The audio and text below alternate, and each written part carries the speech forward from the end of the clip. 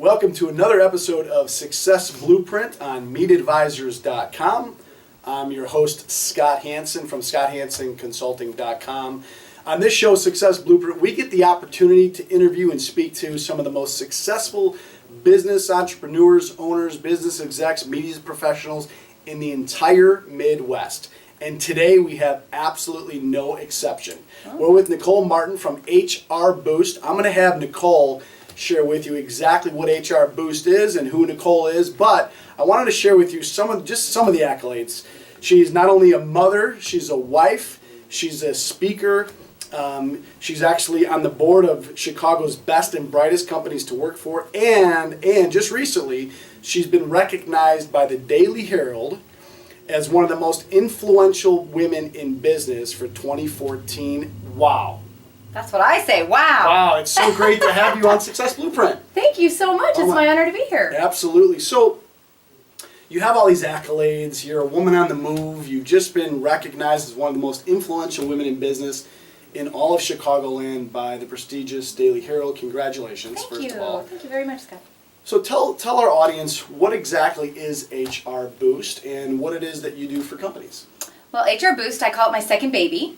I founded it in 2010, and it truly is an extension of just what I've always done in my career, which is human resources. Mm-hmm. And we really just got out there and tried to help every small to mid-sized business that I come across leverage themselves in the journey, on their journey to be one of the best places to work, right? Mm. It's something that I'd been a part of before when I was in-house, but I felt like every small to mid-sized business normally doesn't hire someone like me, for example, until they have hundreds of employees. And what about the ones that are just getting up off the ground? Don't they deserve a good strategic advisement and an opportunity to attract their talent, develop their talent, retain their talent, right, as they scale and grow? Well, you bring up a great point. So as solopreneurs kind of get out there and they develop their business, one of the things that they're going to ultimately have to take on is the HR roles and the HR needs for their company. You mentioned larger companies that normally bring in, or maybe mid-sized or larger companies that bring someone like you in. How is your company different than maybe some other companies that rely on maybe bigger firms or bigger companies to kind of do what you do? So it sounds like you go in kind of on a small to mid-sized level and then take over all their HR needs. Is that? We can do that. We can also just meet them on an a la carte basis, right? So it depends on their budget, their needs, what they're trying to do. But essentially what we would probably do differently, since you posed that question, I would say that we really come in and we're not just about efficiency, we're about effectiveness. And there's a lot of options on the marketplace right now for all types of businesses, and they're delivering efficiency, right? They might deliver software as a service, they might deliver good advisement over the telephone, but at the end of the day, if you want to be effective with your HR strategy, it happens in person. So I want to shift gears from, you started in the HR world as an executive for a company. What made you want to make the leap from an employee to an owner of a business? What was that aha moment? I think that I really am an accidental entrepreneur, to be honest, Scott. You know, it's one of those things where I've always just done what I love to do. I'm very driven. I've always worked full-time, went to school full-time.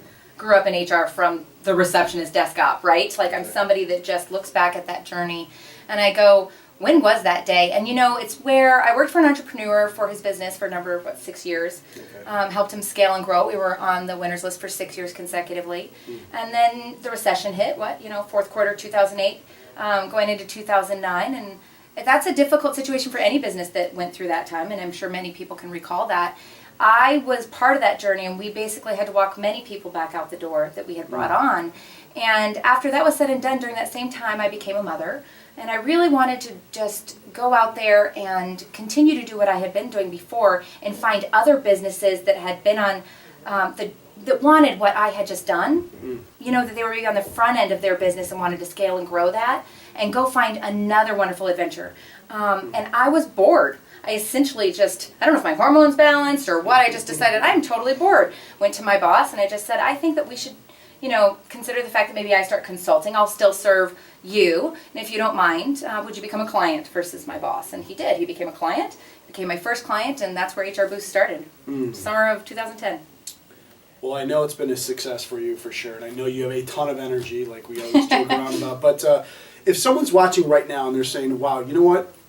A powerful woman, someone that is a mother, someone that's a wife, someone that's running a successful business. I would love to make the jump from employee to owner.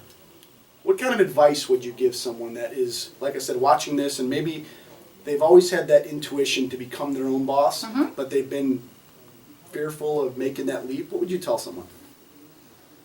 I would say look in the mirror, identify what it is that you would do for free. Every day that you love, that just turns you on, that makes you feel joyful, like you're giving. My vision is literally to live with joy and purpose. And so if you just look at yourself and you say, what would I do every single day that I would just love endlessly, that I would just persevere and never quit and never stop? What is that? Go do that. So follow your bliss, follow your passion. Literally, because you have to love it. Right? Right. HR Boost just isn't a hobby for me. This is like, I live it. It's part of me. It's my second baby. And at the end of the day, every single day, it's on, and it comes from me naturally with such passion, with such joy. It's a mission.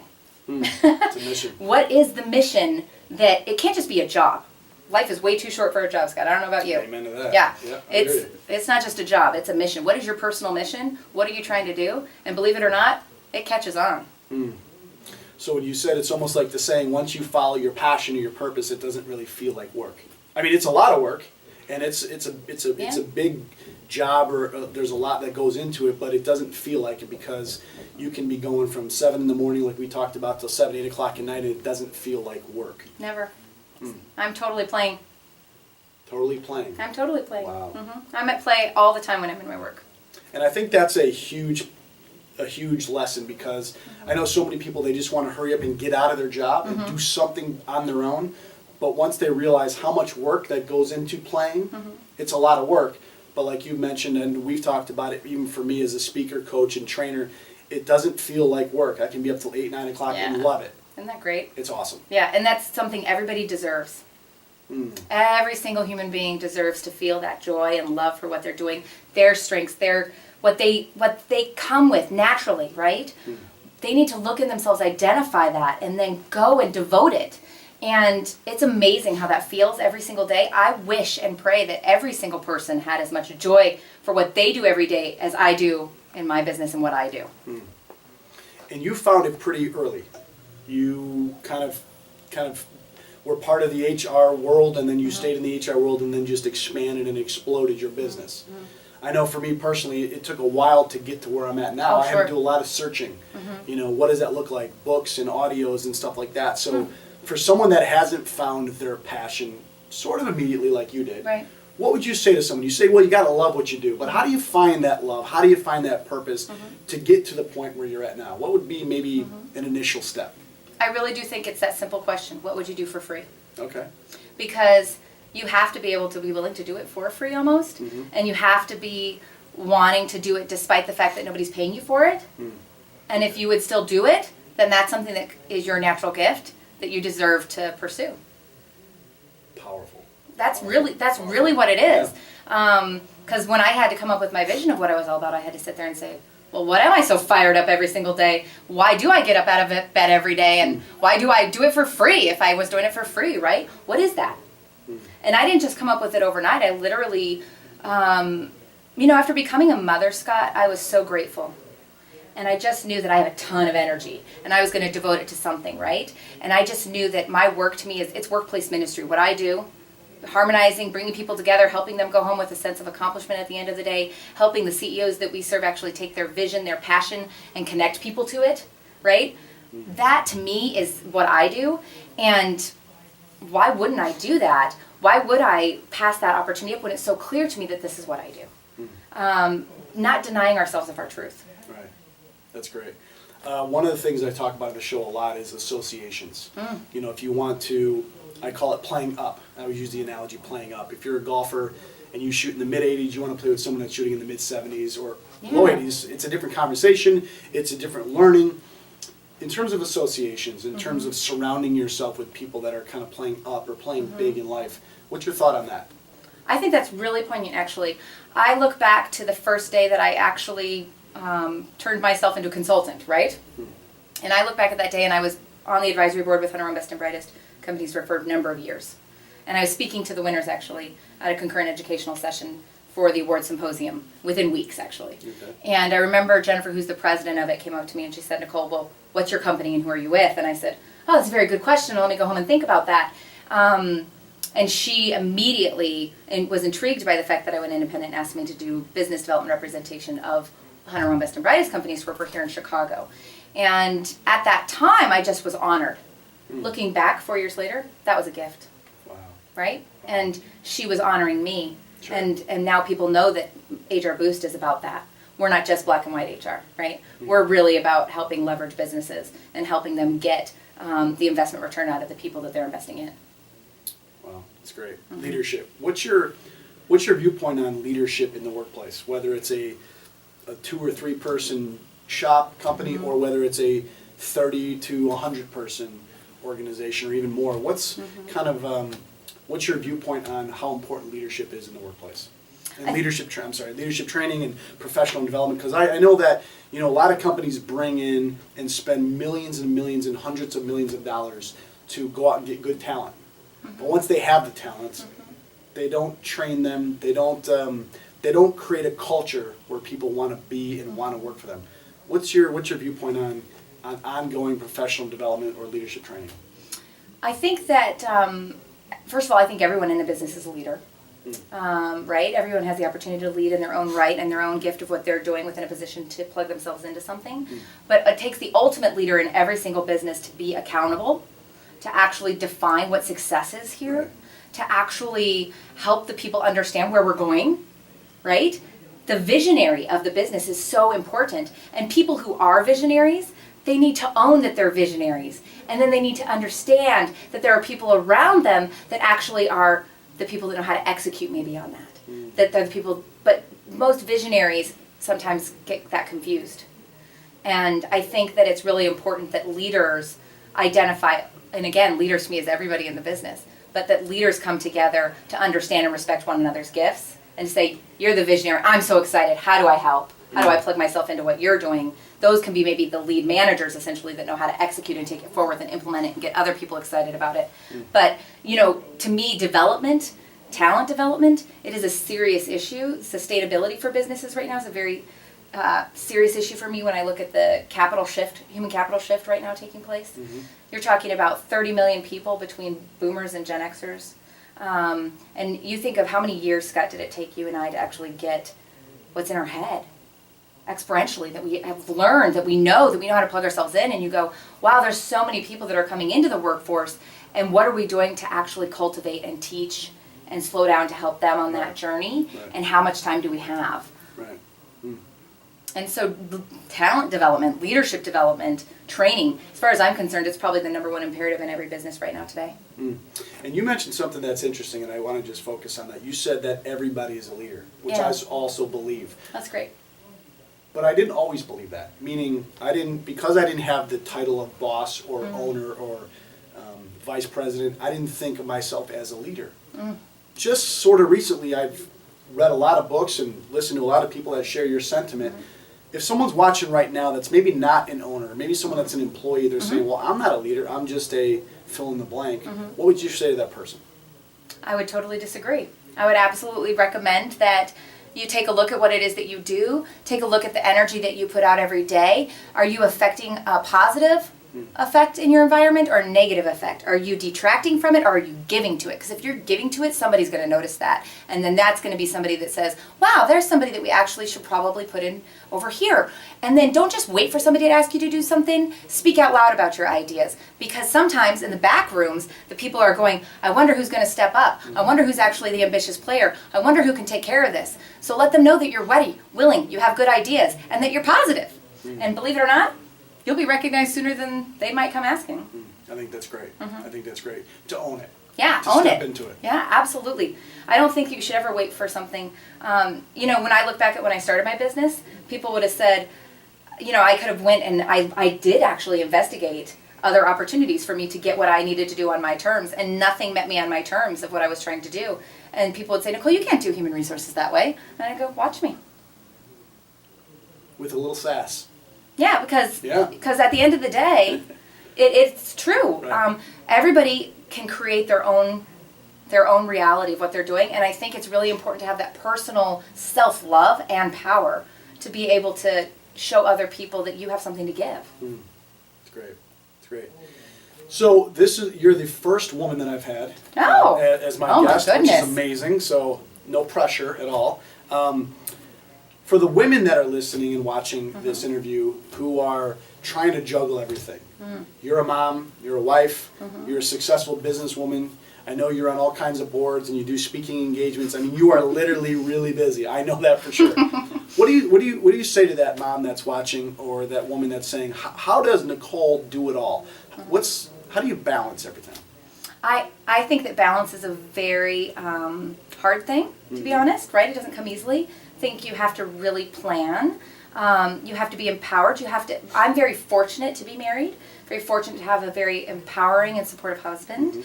And I think that every person, whether you're on your own or with somebody in a relationship or have a family unit, right? I think it's really important to understand what balance is for you, right? And for me, I've identified what balance is for me and for my family. And I can say that I'm definitely somebody that had to sit down and really have a good understanding about that. Right? This is what you do well, this is what I do well, this is what I need, this is what you need. I'll give you a funny story.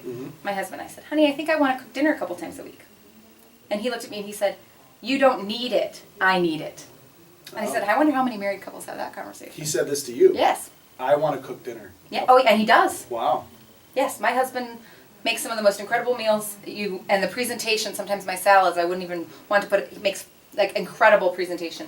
And so it's really looking at your situation and honoring the gifts of the people. And sometimes I used to think, gosh, I have to be that domestic diva. No, if that's not what is my gift, why do I have to do that?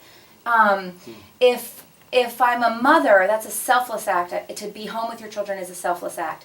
When my husband and I went through that process, he was in a situation in his business where he chose to unwind his business, right? They closed the doors on their business and he chose to stay home with our son. We're truly a modern family, right? And I just think that every family that's out there, every person that's out there, you define what balance is for you and be honest with it, right? I think it's huge because in my own personal life, same thing with my wife. She's 100% supportive in what I'm doing in my business career and entrepreneurial career, and went from the corporate world to now being an entrepreneur as well. And I think that, like you said, knowing that in the back of your mind that your support system 100% has your back and is your biggest cheerleading section, rather than, hey, where's the food at 5:30 on the dinner table? Right.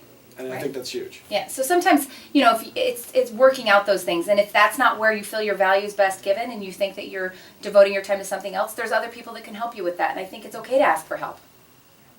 Absolutely. And I think it's definitely vulnerability is strength, in my opinion.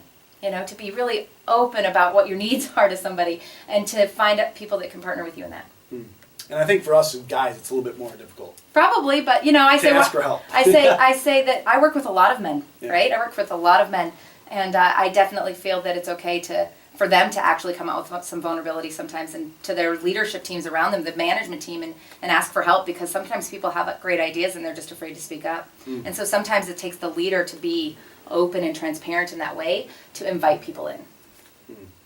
That's great. One last question. People know you as this energetic, high energy, very positive businesswoman, entrepreneur, mother, wife.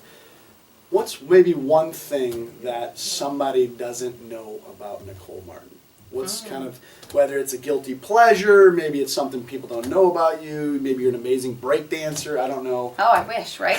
Oh my goodness. No, I think probably the most surprising thing about me is I'm a country girl in disguise. Okay. Most people don't realize that I love to go fishing.